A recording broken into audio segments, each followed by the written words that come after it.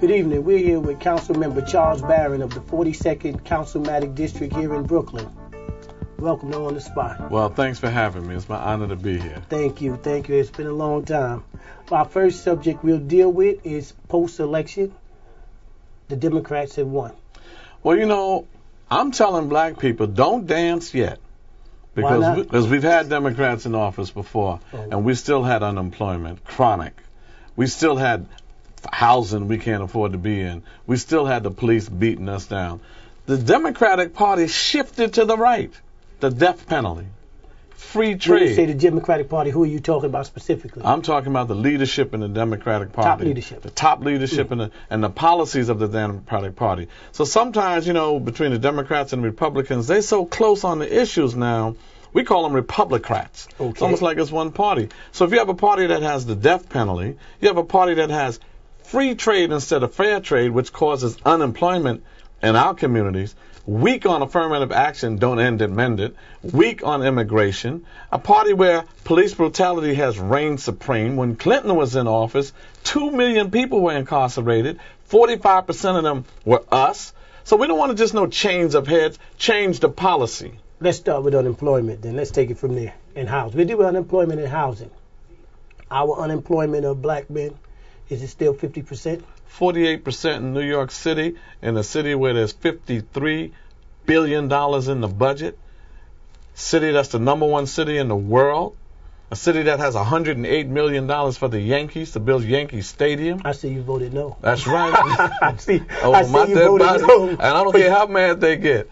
How come you have $105 million for the Mets, $108 million for the Yankees, millions of dollars for Ratton and the Nets to come in, but you can't create an infrastructure program and put millions into the hood so that we build up the streets in the hood, build up the schools in our neighborhoods, build up the hospitals, the parks. That creates employment. Okay. And why not entrepreneur money for brothers and sisters coming out of jail? So that's economic empowerment. That's economic empowerment. That's the answer to crime, is that more policing. Mr. Thomas White? Councilmember Thomas White, are you coming together with him?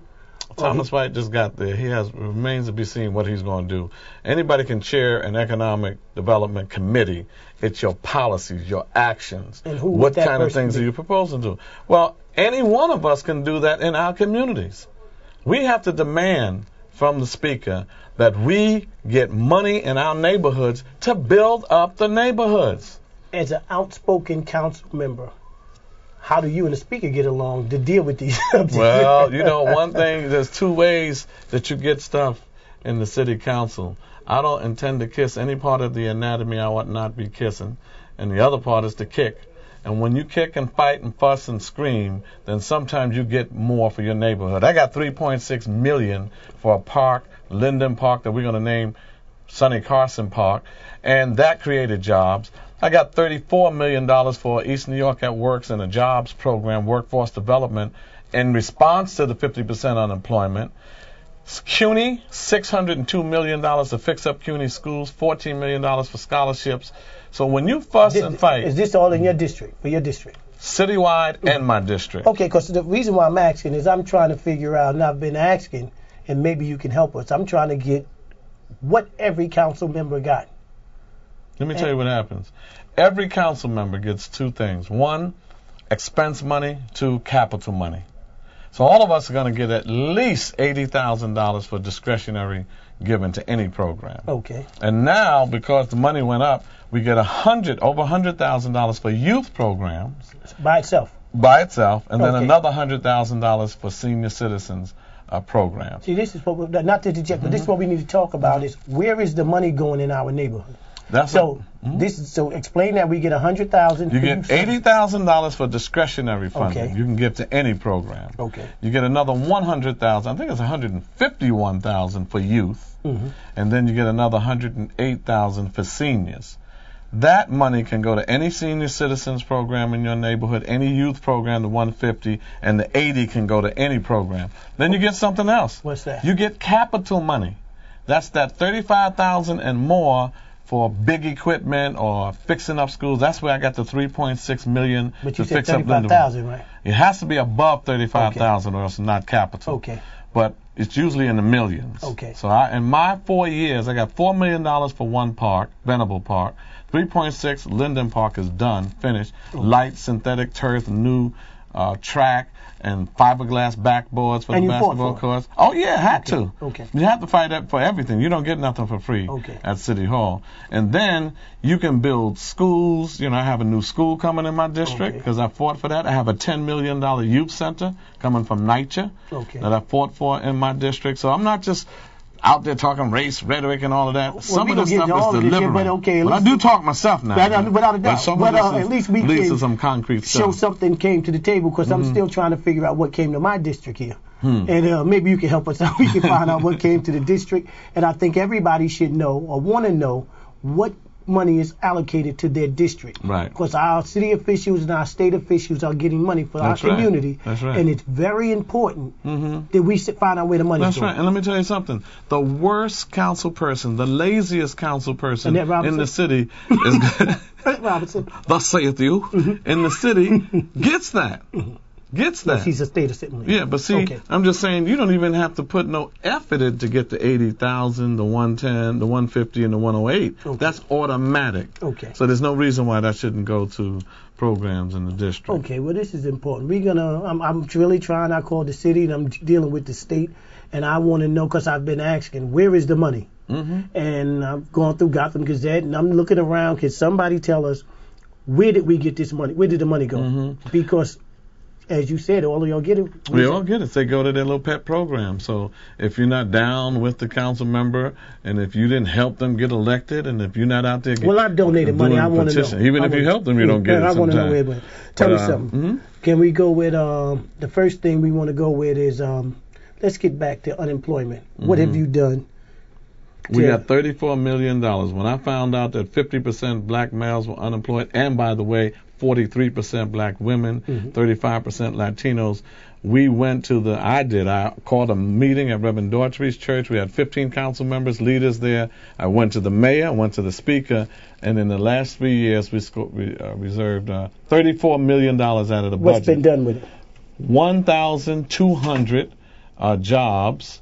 People have been placed, and the salaries 1,200? 1,200 jobs we created. 91 people went to college because of the program. 110 people got their GEDs. And about 200-300 organizations now have better capital, better technical assistance. So for to hire other people. So they can hire other people and so they can go for larger contracts. How much money is left? $14 million we're going to use now for a union initiative.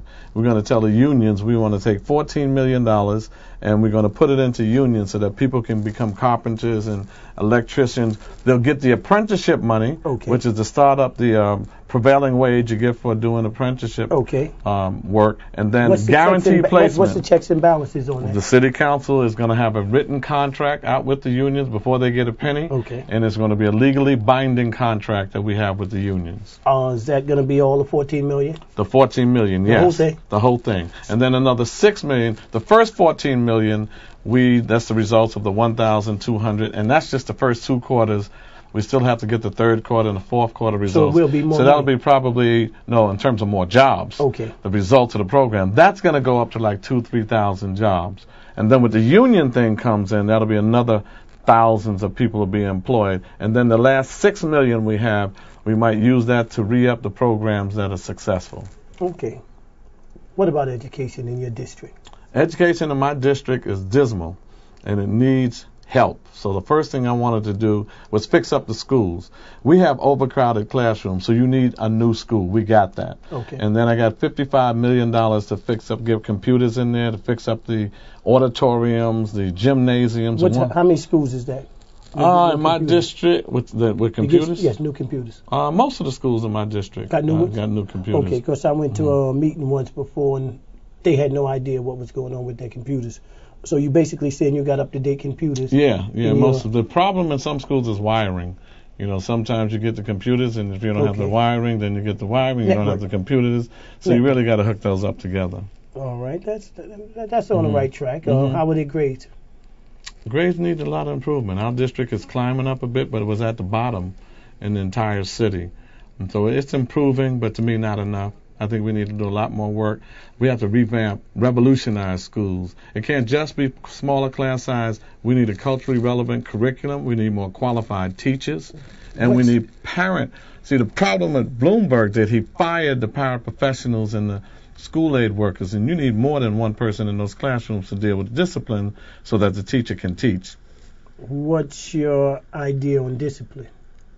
First of all, you got to tap into the creativity of our children. Our children have 1,000 more ways to learn than you know how to teach. Okay. And if you don't teach a child how to learn the way they know how to learn, they're going to be a discipline problem. What's the answer to that? I know you deal with leadership. I think you need to change the approach. The traditional classroom, you need an open classroom setting. You know, it's called a non-grading system. Instead of saying all of us in the third grade, and we're doing third grade math, and here you sitting there ready for sixth grade math, you're going to be boring. Okay. You're going to be bored. That's a potential acting up student. Then you got another child that might be on first grade level or second grade level. They're going to be frustrated. So I think you should have like math centers, science centers, language arts centers around the classroom, and then let the children develop at their pace, at their own rate of growth, instead of having one test, same test for all the children, because they're not all identical. Okay, we're going to come back after a brief message from our sponsors, and we're going to talk about No Child Left Behind You mean No Child Left Untested? Okay. Because they're leaving a whole lot of children behind. After a brief message from our sponsors, we'll come right back to it. You got it. Thank you.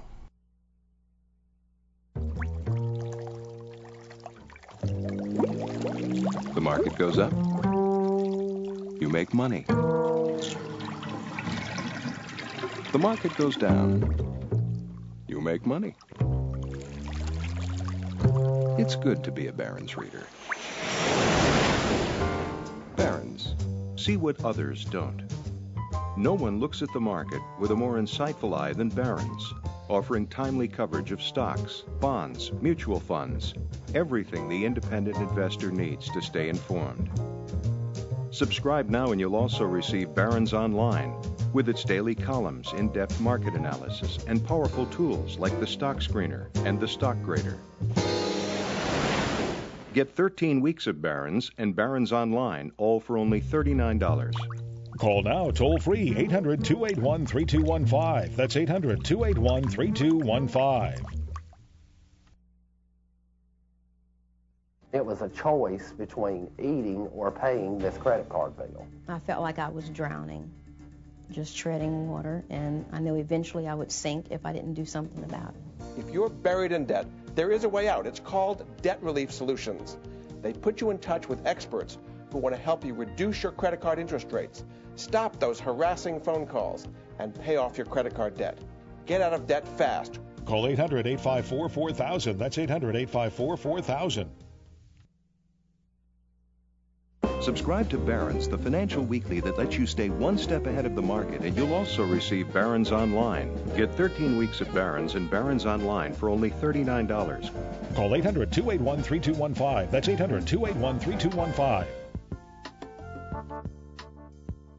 If you are an elected official, a grassroots official, a businessman, an entertainer, or an athlete who's doing positive things in our communities and would like to be a guest on The Spot, you can get in touch with us at 718-398-3415, or you can email us at info@onthespotpro.com.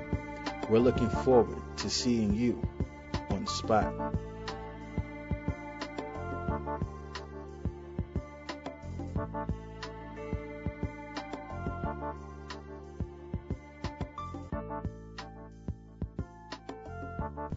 We're back with Councilman Charles Barron of the 42nd Councilmatic District. We left off with No Child Left Behind. Well, I think that's basically more No Child Left Untested, because they're leaving a lot of children behind. And Bush never really funded the No Child Left Behind program. He just put it out there as a piece of legislation and then put testing. Everything was on testing. And they allow for military recruitment in the No Child Left Behind program. So it's just about recruiting people in the military, particularly our teenagers who are in high school.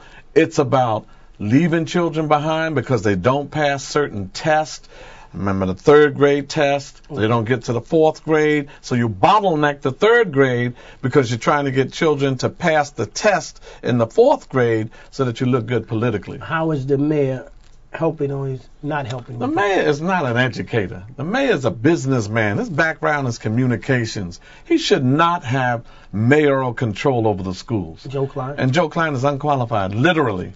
They had to go to Albany and have his credentials waived because he didn't have the credentials. He is a lawyer. He's famous for the Microsoft case he took for Bill Clinton. He has no education background. The mayor has no education background. It's 1.1 million children. 85 to 90% of them are our children, and yet we got these two businessmen, a lawyer and a businessman, running a school that's black children in there. They don't talk to Dr. Adelaide Sanford or someone who knows what to do. They are clueless. So they're not talking to anybody. No, they're the higher education committee. That's right. And even though it's higher education, they don't talk to you at all? No, they don't call us in. They don't call people who know how to educate our children in. These are two white men who are clueless about what it takes to teach black and Latino children. Okay, well, we're going to change this up a little bit. Over the summertime, we had the Black Brooklyn Empowerment Zone, where our political and economic so-called leadership was at this function in the summer. And I had the flyers. Your name wasn't up there. And there was a lot of people, even in radio, in black radio, was wondering how could you have something with political leadership in Brooklyn without Charles Barron? Well, my staff member attended the first two meetings, and then when we found out that this was really about reviving the old Black Empowerment Coalition, that was a limited few of politicians, and not really about reviving a black agenda. It wasn't really about reviving black leadership. It wasn't really about getting new leadership in this borough. Okay. So it came to be just a program where a few black leaders came together and they had it for themselves, and they're trying to anoint new black leadership, and I don't think it's going to go anywhere. Well, where was the new leaders? Of course, I've been trying to get involved, and no matter what you try to do, you never hear anything. If you're not in the inner circle, you will not be anointed as part of the new leadership if you're not in the inner circle. Well, so this is not about real new leadership. It's just some of the same old stuff. So who would you I know you don't mind talking about anybody or anything. So who is the old leadership? It was Al Van, it's Annette Robinson, it's Carl Andrews, it's Paul Wooten is a part of that, John Flatteau was the technicians in that. The basic group of... Yeah, the old community empowerment team. Velmanette Montgomery was a part of that. Tracy Boyling was a part of that, the Boylans. It's the same old. We need new leadership in Brooklyn. We need new leadership in this nation. You had a leadership foundation. Are you bringing up new leaders? Yeah, absolutely. What we do, Andre Mitchell, young man out in East New York from Man Up Inc., we ran him, Brother A.T., for a assembly seat, matter of fact, a district leadership seat out there. He got 2,100 votes.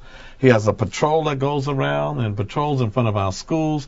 Andre Mitchell, Joy Simmons, my legislative director, with a dynamic young lady. So we need some young people to take on new leadership. Have you ever actually mentioned this to some of the other powers that be? I don't have time for that. I'm not mentioning nothing to them. We're developing new leadership. Some of that old stuff is going to play itself out. It may be a day in the media, another convention, another event, but it's not producing new leadership. For someone who wanted to get involved and wanted to take that next step to being in the council, district leaders, assembly leaders, what would you recommend and how could they get involved, get their name out there to take it to that next level? Man, that's a good question. We're telling people we're starting a group called Operation Power. It's an acronym for people organizing and working for empowerment and respect. Okay. We want to build new leadership. We know how to win campaigns because I won. We know how to do the election day operation, the mailings. We know how to do everything it takes to win a campaign. And then people need to get known. And you know how you get known? Simple. Show up. Okay. When your people call or when your people in need, show up. Too many of our people don't even show up. If I wanted to join something and get out there, how will I get information to know where to show up? You can give us a call at 212-788-6957.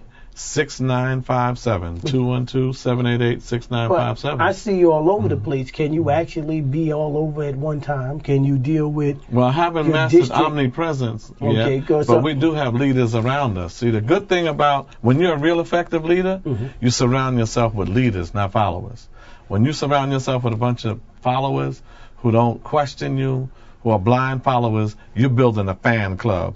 When you build yourself leaders around you, you're building a movement. So I have Stan Kennard and Brenda Stokely and Brenda Walker, my wife Inez Barron, Peggy Washington, Paul Washington, all leaders involved in Operation Power, and any one of them can help. All right, so we can call that office. What's that number again? 212-788-6957. That's my City Hall office, and ask for information on Operation Power. All right, our next thing we like to talk about, police brutality. I'm going to tell you something. I don't like getting involved with it too much, only because there's enough people involved with it. So no, there isn't. So what I'm looking to do is try to stay economical. I'm trying to let this show go dealing with a lot on economic empowerment. But we do have a problem here of police brutality, and I know you've been very vocal and outspoken on that, and I would like to hear your opinion, and we could talk about the Reverend Calvin Butts, who mentioned your name the other day. So what's your views here? Well, that's a long-standing problem in East New York, in Brownsville, in Harlem, a long-standing problem. In the 1980s, we had a police brutality hearing right here in Brooklyn. We had one up in Harlem, and they determined then when the congressional representatives came to Brooklyn and Harlem, we had hundreds of cases, and we showed that police brutality is systemic, it's pervasive, widespread, and it's racist in nature. That's what we discovered in the 1980s. So now we come to the 21st century, and we still have that same problem of systemic racist police How big in our of a neighborhoods. problem is it in our neighborhoods, considering we have enough crime without dealing? They're out of control. Let me tell you what a violation is. People don't realize that if you're walking through your neighborhood, you have a human right. Forget the Constitution. Forget civil rights. It is your human right to walk through your streets without anybody stopping you, asking you for ID. This is not South Africa under apartheid where you have to have a passbook. They're only supposed to stop you if they have reasonable cause and reasonable suspicion to search you. That's number one. No-knock warrants. They're knocking our doors down, going to judges, giving them affidavits, and giving us no-knock warrants, knocking people's doors down in the privacy of their home. Wasn't that bill just passed recently? Yes, we have to have reasonable cause, reasonable suspicion. The police are out of control. This young man that was shot and killed by police officers just recently in Fort Greene. Listen to the story. Now, it doesn't make any sense to me. Let's talk about it. Let's talk about it. They're calling the cop a hero the day after the shooting, correct? Okay. No forensic evidence came back because Okay. they're still doing it. No ballistics. Whose bullets are in who? And we get a story from the commissioner saying that the young man was over another young man with a gun, and the young man was begging for his life. Isn't that what they said? That's what they said. That's what they said. The police officer comes out, sees that, and he claims, he says, "Halt, police." And the guy that was holding the gun, they claim that was Eric Hines. We don't believe that. Turns, shoots the police officer twice. The police officer returns fire, 11 shots, hits him 3 times. He goes down. And somebody, because they can't find the gun, they haven't found the gun yet. Somebody in the hood ran up and took the gun All right. Come on now. Let's talk about it. No brother in the hood is going to go up and take a gun after it was just fired at a police officer. Only thing I say to Kelly and them, don't rush to judgment. Let the eyewitnesses come in. We spoke to 3 eyewitnesses at least, saw the whole thing, didn't have a gun. Okay, so are you saying that the police officer, in your judgment, just came up and shot somebody? No, in my judgment, what I think, and this is what I shouldn't do, but I'm going to tell you what I think may have happened. Okay. I think they did have some beef out there. And I think it was a crowd of youngsters there. And I think one of the youngsters may have shot toward the police officer and took off. He shot the wrong guy. And they won't say he made a mistake. It was reckless to shoot in the crowd. Okay, now listen to That's what I believe happened. Listen to what I'll say. I give condolences to the family of that young brother. But what do you say to the people that are tired of the shooting that's going on? I have an 18-year-old, and you know my views changed because I'm tired of the prison industrial complex. I had the whole radical views up until you keep listening to these young kids that do not value life, and they will kill my child. And privately we talk about it, but publicly we don't talk about these kids is out of control. And I'm not just calling kids because they're adult. They're going to jail. They're coming out of jail, and enough is enough. We go to bat for them. We argue privately and publicly. Let me say this. That has absolutely nothing to do with what happened that night. That's another issue. If we want to talk about children out of control, if we want to talk about violence, you want to talk about our kids being out of control, I say, like you just said, it's an economic solution, not a policing solution. It's not building more prisons. It's not bringing more cops. The more prisons you build, the more you're going to fill. It doesn't bring the crime down. You can make tougher sentences, Rockefeller drug laws, put them away forever. It doesn't stop drugs. We have more police on our streets now than ever before, 40,000, and it doesn't stop crime. Crime statistics go up, they bring in the police. Barron, we'll be right back with a brief message from our sponsors. We'll be back. All right.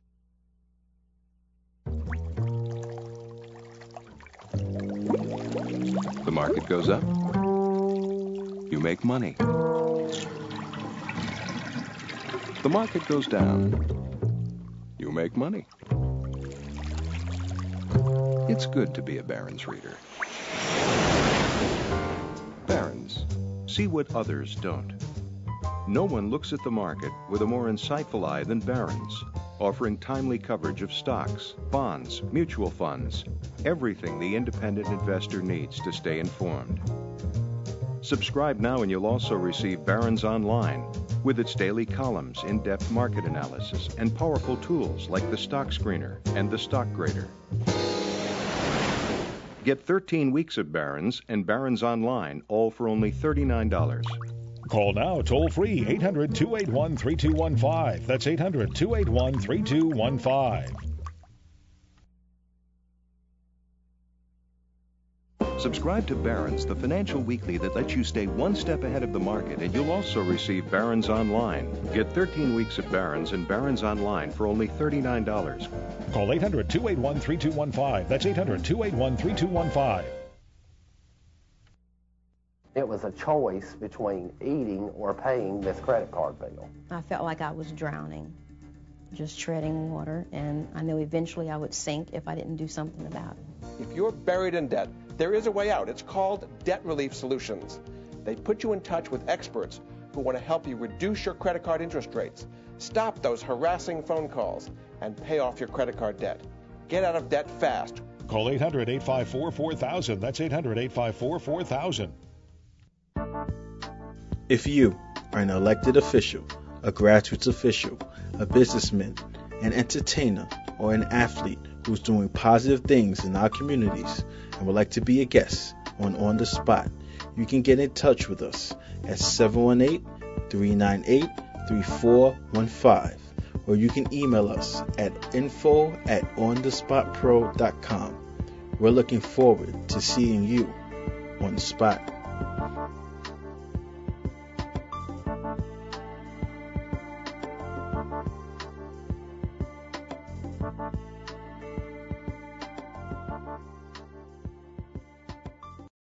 We're back with Councilmember Charles Barron of the 42nd Councilmatic District, and we left off with police brutality. See, we have to watch out what we allow them to tell us what's going to bring crime down. I say the more police you bring in the neighborhood, the more you're going to have police crime, because we have to look at crime as being bad, whether you have on blue jeans or whether you have on a blue suit. It is wrong. You can't be beating people down. 41 bullets, Amadou Diallo, Abner Louima stuck a stick up his rectum. That kind of stuff is serious violations. What do you say? Now, wait a minute. I think you had in your district, I think you had in 1 week, you had about 3 or 4 kids shot over the summer. Right. What about that? That is an economic response along with community policing. But I'm at a point now. My son is 18. You could be frustrated. Now, I know it's an economic point, but when our children is getting killed, that's the problem. What's the solution? You give us the solution. That's what I'm trying to tell you. Let's hear that's the what solution. I'm trying to tell you. We need to have community policing along with economic development. Let's try this. Mm-hmm. Crime goes up, you bring in police, right? Okay. Joblessness goes up, bring in jobs. See, if you look at our neighborhood, the real crime is poverty. The real crime is unemployment. Now, if our kids are going off and guns are coming in, how are they getting guns? They're not driving down south and getting all of these guns. Why not? Because police know where guns are. Police know where the drug dealers are. A 9-year-old can find drugs and can find guns. I asked a question. And they don't know. But I would like you to propose something. How about this? How about you tell the police to put on their website where all the drug spots are? They already know where they are. No. I'm going to tell you why I asked that question. Because if you have them put on the website where all the drug spots are, we can also monitor them and find out when are you going to close that drug spot down. The drug spot been going for 5 years. You never closed it, and several people have gotten shot. Let me ask you this question. Can you propose that legislation? We can do that, and I will do that. But the bottom line is people call them all the time, and they know where the drug sites are. Of course they do. The question is, why don't they shut them down? If they know where the drug sites are, why don't they shut them down? I agree with you. This is what I'm asking. If they know who's peddling the guns, because they don't want our neighborhoods to get better. Can you propose a bill with Commissioner Kelly? Now, this is we want to be specific with this, where we say we want better statistics on your website so we can know what's going on. How? Tell me there's a drug spot right there on Nostrand Avenue. Well, you want to know what I want to know? It's been going for 5 years. You know it's up there because it's on your website and we see it. How come you didn't close it down? What do we do when I tell you we've done that? We didn't do a website. Okay. We've called in drug spots. We called in gun running spots. They know where those things are. How 9-year-olds and we know where they are. Right. How come they can't find it? Why aren't they closing it down? And I'm saying to you that if we want to talk about solutions, it has to be economic and community policing. And Kelly and others have to go. And we have to put people in the commissioner's spot that really wants to bring crime down and through community policing. Because what we're doing now is you're violating youngsters who are not even into crime. You know, there are a lot of young people who have hip-hop gear on. They're being stopped riding their bikes. They have to go to 1 Center Street, Central Booking, for riding their bikes, for loitering. You know what loitering is? Standing in front of your own building.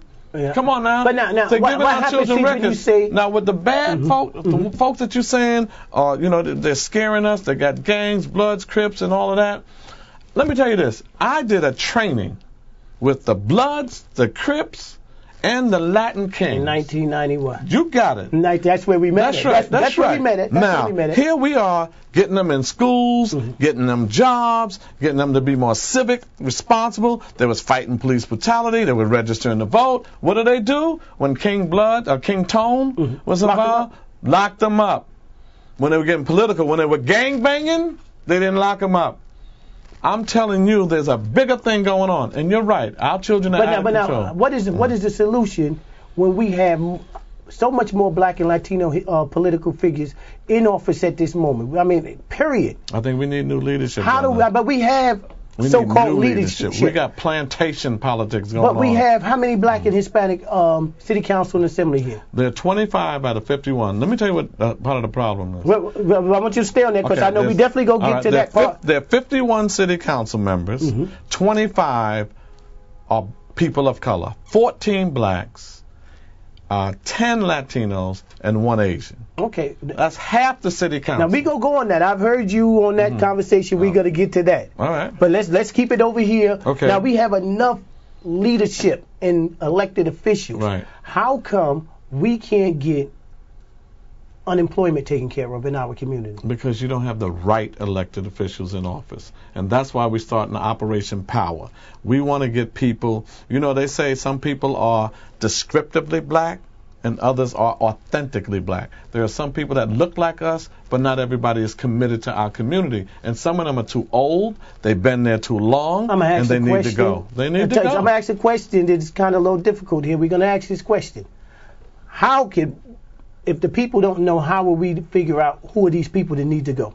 There's people that we know need to go. They know who they are. You walk through this neighborhood with me, and you know your neighborhood. I'll guarantee you walk through this neighborhood and ask them, name the politician. They'll either not know them, or they'll say, get out of here. He or she ain't doing nothing. They got to go.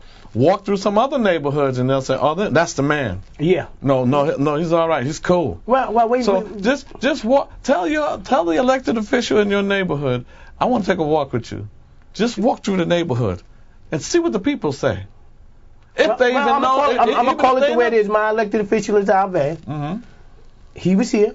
Mm-hmm. We'll be airing his comments and everything, and I'm not totally happy with what's going on in my district. I don't know too many people that is in terms of elected officials, because what we're looking at is people been in office for too long. Yeah, I think some people just need to give it up. You know, even presidents of other countries, when Nelson Mandela came out of prison, he took the presidency for the first term, and then he backed up and said, here, y'all run it now. Okay. He did his thing. People need to give it up, especially if you don't want to do it anymore. If you're retired on the job, then you need to give it to somebody who has some energy and wants to take our community somewhere. We're getting off track. I want to get back to this. You've been, like I said, very vocal in police brutality. And what do you say to the people that say enough is enough? Fill up the jails. Because whatever's happening, they're full, but you know what? They're going home and they're coming back, and even in the system, they have no regard for life. And as I say, what's the most important to me is I know they will kill my child.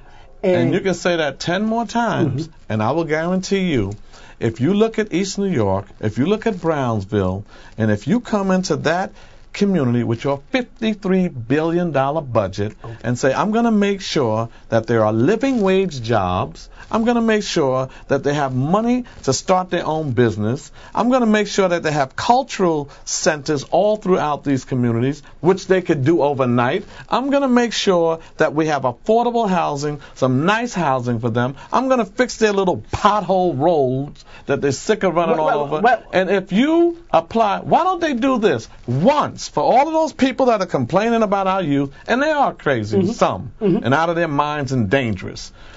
Why don't you just do this for one time? Bring the jobs. Okay, well, we have the leadership. We have the leadership. They don't do that. But it's not happening. So what do we tell the old person in a housing development that they are afraid of these young people out here? We tell that old person, and we tell you, and we tell anybody else, get involved. Let's get down politically and have a community policing. I think we should have community patrols. Why I tried to get something going, and I was told that we can't have it, and why not? I don't know what you're talking about. I'm talking in terms of security. If you want to get a security firm, you should be able to do that. You can do that because we have one. Man Up Inc. We help them, and we have other groups. Uniform security? No, Man Up Inc. They have a mobile and everything. You'll see the mobile unit. Okay. And then Nation of Islam has provided security in public housing and in other places. And then when they found out it was Minister Farrakhan and the Nation of Islam, they tried to take the contracts away from them, even though they wiped out crime. I remember. Right, you remember that? About 7 years ago, right? Exactly. Yeah. So it's not like we don't have these things. These things work. Why don't we do that? What works? Okay. You bring in jobs, you bring in security, you bring in community patrols. That works. You bring in more police, it does not work. You build more jails, you fill more jails. And crime will still stay up, and you'll be coming and still saying, my son is in danger, my life is in danger. I'm saying to you, we have to combine economic development, bringing in some cultural centers, bring in some jobs, bring in some housing, bring in all of these opportunities, fix our schools, and then have a community policing concept. And I'm telling you, it will happen. Now listen, and that's what I'm fighting for. We're going to close it out with something that I've heard you talk about on a couple of occasions, and I would love for everybody else to hear it, which is your famous statement of white men has too much power. Can you tell us what that means in New York? They do. The only thing that matters in New York City and anywhere we are is power. Power is the ability to make decisions in your best interest. Not influence, where you have to get people in power to do that. The governor, white man. Lieutenant governor, now the first black man, David Patterson, just got him a few days ago. Then you have the comptroller, white man. You have Joe Bruno, head of the Senate, white man. Sheldon Silver, head of the Assembly, white man. Mayor Bloomberg, a very white man. Joel Klein, unqualified white man. Then you have the head of Robert Bennett, who's the head of the State Board of Regents, a white man who got it over Dr. Adlai Sanford, who was the assistant or vice chancellor. She should have gotten it. A black woman. Don't she? That's the part of the Regents. Yeah. Yes. Okay. Yeah, and she didn't even get it. They put a white man over her. White men have too much power. So in this city, if we want to do something about our problems, that is the major problem, because they control the $53 billion budget, they control the police, the fire, every city agency, and we have to do something about that. We're the new majority. 65% of New York City is people of color, 27% black, 28% Latino. That's 55% is black and Latino, 10% Asian. We need power. What can we do to get it? Organize, mobilize, register, vote, demonstrate, put pressure on people, and we could change the power equation in this city, in this century. Are you organizing with other groups, other Absolutely. political leaders besides the ones you named before? Absolutely. You know, I'm not the one that think everybody's going to unite and start organizing with people that got historical problems. They need to go do what they're going to do. Most of our people are not in any organizations. Most of our people are just trying to survive, and we have to have a difference between survival and liberation. Last thing. What's the future for Charles Barron? I'm going to be Congress. I'm going to win in 2008. I got 15,000 votes to Ed Towns' 19,000 in the 2006 race. I had $135,000. He had 1.1 million. We rocked this city. That seat is mine. So, and after that, I'm going to be mayor before I leave this planet. You taking the Congress? I'm taking the Congress in 2008. Absolutely. I'm going to retire him. I'm going to retire him. You taking Ed's seat? Absolutely. That's my seat. Somebody said the Towns have too much power? No, he don't have too much power. He has too much time on his hand because he doesn't do anything. So I'm going to let him take his vacation. I'm going to retire him. Okay. With that note, we're out of here. We're out of time. We'd like to thank you, Councilman Barron. My pleasure. Please come back again, yes, and we can talk about anything. Yes, sir. My pleasure. Thank you. Each week on the Spot, we'll be spotlighting a business owned by a person of color. This week's spotlight is on Otis Thornton, owner of Chevrolet Saturn of Harlem. My name is Otis Thornton. I'm the owner of Chevrolet Saturn of Harlem, and I also own a store is East Brunswick Buick Pontiac GMC. This dealership is for the people. We can service them. We can get them any type of car, be it new or pre-owned, whatever they want. I worked for General Motors for 13 years. I worked in the finance division of General Motors. I left that and I did retail. I went to work in a dealership for 5 years, and then I applied to General Motors Minority Dealer Development Academy. The first dealership that I owned was a Buick store down in Cherry Hill, New Jersey. From that, I bought a Ford store. I sold both of those stores, and I presently own a store in East Brunswick, which is called East Brunswick Buick Pontiac GMC. And when this came available, I think there was 27 candidates all across the country, and General Motors and guys so fit to see I was the one that they chose, and so far so good. We have 5 levels here, 138,000 square feet. We have the main floor here.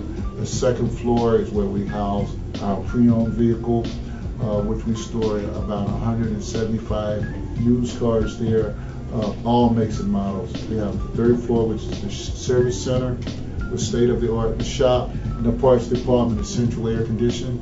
And then we have an upper level parking where we store vehicles, and we also store vehicles at the lower level. So in the building, we probably have stored 400 vehicles, new and used.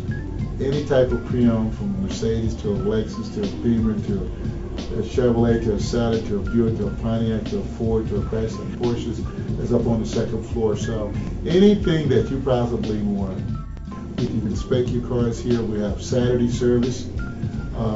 We've just begun to do some fleet business with Con Edison. So we're also looking to get some business from the city. It'll be the first time in the history of General Motors being a partner with a minority where they let their name be put on the building. Thornton Chevrolet Saturn of Harlem. And that should be done in the near future, probably September, October. We have great product. Chevrolet has over 35 different models that get over 30 miles to the gallon. Are you aware of that? No? Saturn, as far as customer satisfaction, would you believe Saturn is ranked number 3? These are the messages that we have to get out to our community to let them know that our cars are just as good. It's going to take everybody. There's a saying, it takes a village to raise a child. Well, it's going to take the community to make this dealership successful. Otis can't do it by himself. The employees of this building can't do it. It's going to take the entire community. It's going to take General Motors. And when that happens, it's going to be a win-win situation for everybody. I shared with those people here when they did the grand opening. Rick Wagner, Reverend Jackson was here, Congressman Marango was here, Assemblyman Keith Wright, Assemblyman Powell was here, so on and so on. And I said publicly that I work my people very hard.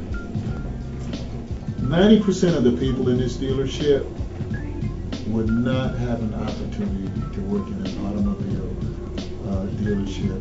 We have to be better than average or we won't be here. And the only way to get recognition among your peers in the car business, you gotta outsell. I didn't get here because I was average. I got here because I put the time in. I have a saying that goes like this: while others walk, I run. While others are asleep, I'm awake. We have people coming from the Bronx, Queens, Connecticut, Westchester to buy cars because it is black-owned and operated. All you have to do is give us a try. Give us an opportunity to earn your business. And once you do that, you will always come back. You will always service and buy cars from the community. We are located at 2485 2nd Avenue between 127th and 128th Street. And the name of our dealership is Chevrolet Saturn of Harlem.